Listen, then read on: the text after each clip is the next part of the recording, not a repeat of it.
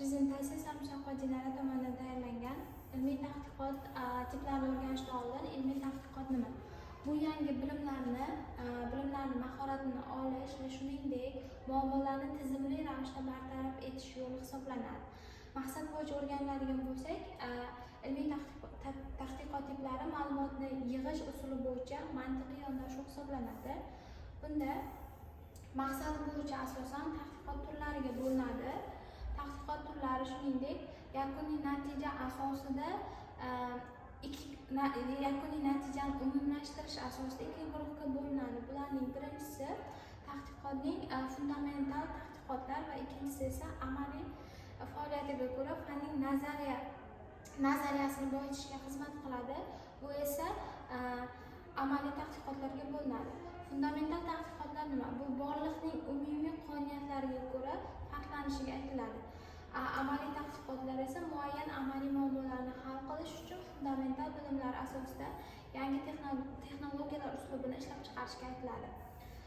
Tadqiqot jarayonida qanday ma'lumotlar bilan ishlash jarayonida ayniqsa bu bir nechta tadqiqotlarga bo'linadi. Buni tepada eslatib o'tdik va bu hodisalarning mohiyatiga olib keladi.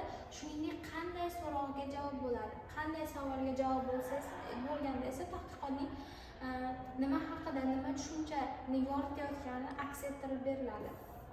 Xo'p, mantiqiy yondashuvga asoslanadigan bo'lsak, ilmiy tadqiqotlarni ishlab chiqarishning ikki xil yo'li bor, ya'ni induksiya va deduksiya tushunchalari.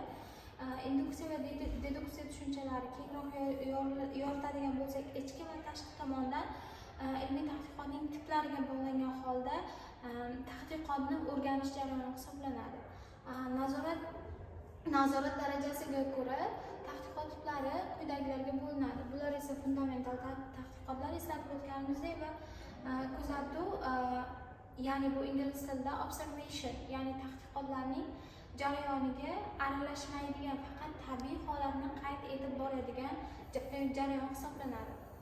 Tadqiqot tiplari asosan quyidagilarni o'z ichiga oladi, ya'ni muammoni qo'yish, adabiyotlarni tahlili, gipoteza, ya'ni farazni shakllantirish, shuningdek ma'lumot yig'ish va tahlil qilish, xulosa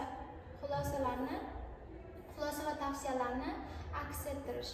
Xo'p, xulosa o'rnida aytishimiz mumkinki, ilmiy tadqiqot tiplari to'g'ridan-to'g'ri tanlash, mavzuni tanlash aniqligini jarayonga tatbiq etish jarayoni hisoblanadi va bunda natijalarni umumiy mohiyatini belgilab boradi. Ko'pincha bu eng yaxshi natijalarga metodlar orqali, ya'ni mixed